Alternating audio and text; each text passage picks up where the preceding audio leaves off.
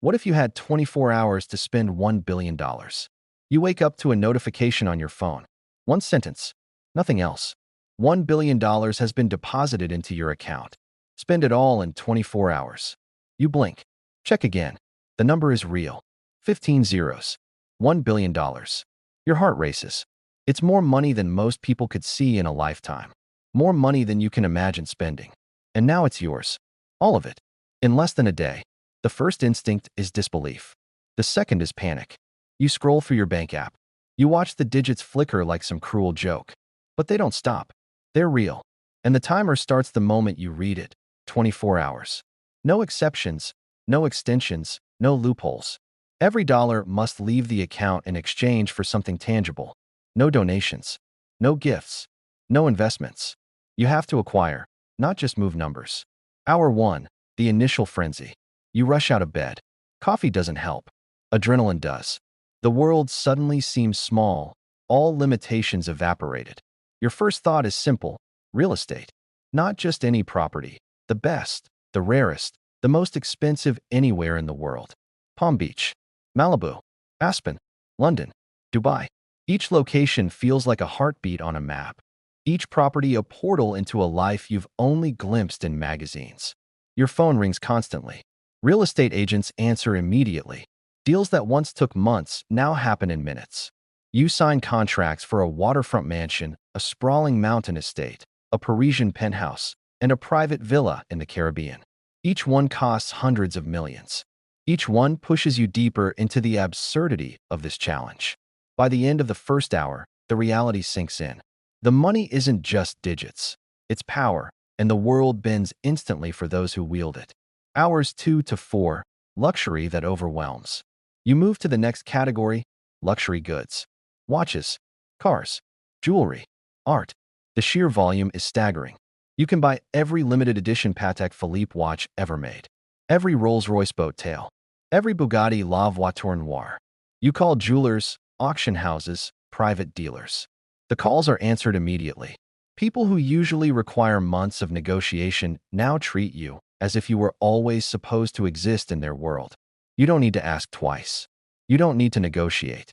You just say the number, and it's yours. Art comes next. Sotheby's brings masterpieces directly to you. Basquiat, Rothko, Monet, Klimt.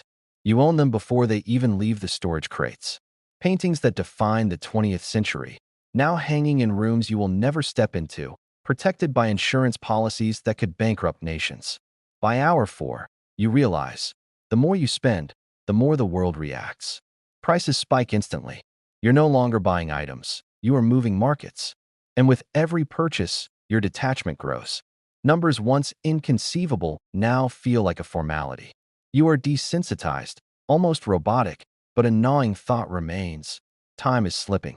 Hours 5 to 8. Transportation and travel.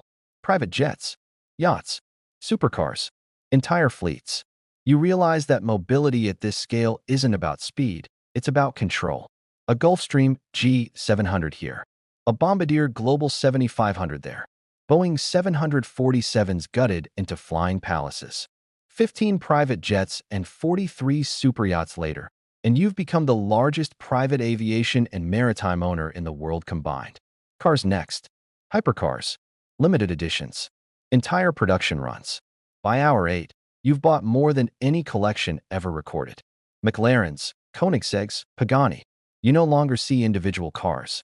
You see supply chains, factories, artisans whose hands you've suddenly claimed. You notice something strange. Owning so much, so fast, changes the way the world looks at you. Staff, brokers, assistants, every person becomes a tool in your plan, yet every face reminds you of what you'll never have, a quiet, ordinary life. Hours 9 to 12, real-world challenges. By hour 9, the first problem appears. Even with $1 billion, time, logistics, and laws are immovable barriers. You cannot buy nuclear submarines, instant space flights, or rare human experiences. Some things remain unreachable. You test every door, government restrictions, production limits, labor scarcity. You realize the money is not infinite power, just extreme leverage against the available. You spend these hours acquiring farmland, water rights, timber forests. You coordinate with teams across continents. Ownership is immediate, but management? That will wait. You have no time. You only have transactions, signings, transfers. And still, the clock ticks. Hours 13 to 16. Escalation and absurdity. You shift to experiences. Private concerts with the world's top musicians. Ticketing entire arenas. Commissioning bespoke events with chefs, directors, artists, and writers. Every hour is a new category. Every acquisition more insane than the last. Private islands, luxury hotels, entire resort chains. You realize, by this point, you are the economy in miniature. Markets react. Auctions close. Stocks move. People notice patterns that don't exist. They only exist because of you. You begin to feel the first pangs of exhaustion. Physical fatigue. Mental fatigue. The surreal awareness that even $1 billion cannot give you infinite energy. You push through. Time is your real adversary. Hours 17 to 20. Risk and recklessness. You enter riskier territories. Gambling, collectibles, experiences that cannot be transferred. Private baccarat tables. Fine art from unstable sellers. Rare gemstones that require direct pickup in remote locations. You feel it, a creeping vertigo. Spending isn't about desire anymore. It's about efficiency.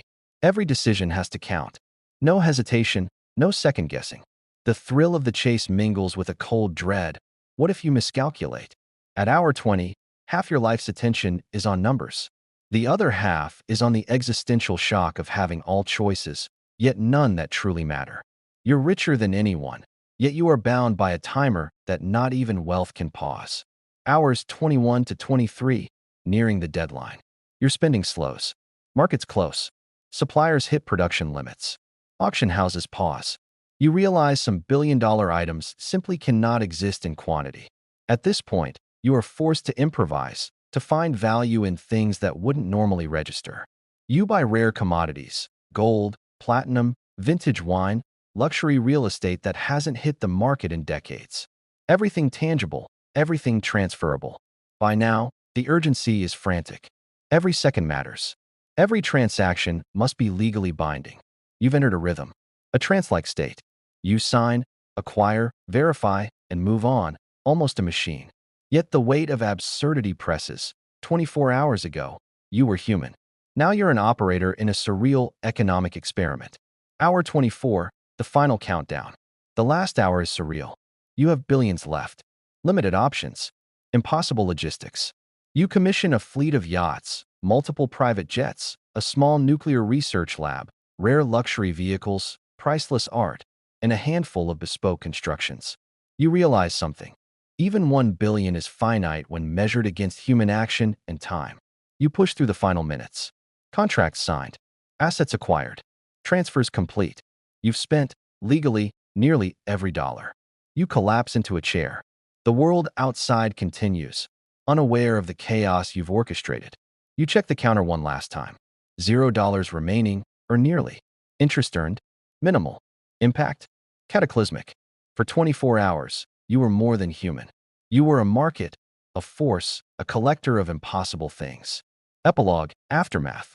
You are left with exhaustion, a surreal disorientation. Objects, wealth, and experiences beyond imagination surround you, but you feel hollow. People will never know what it was like.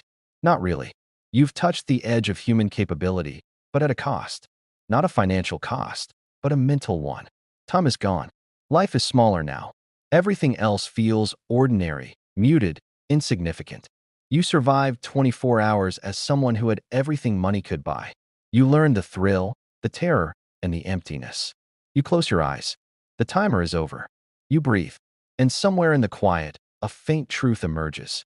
You could never really spend it all, because time and mortality are wealth no account can register.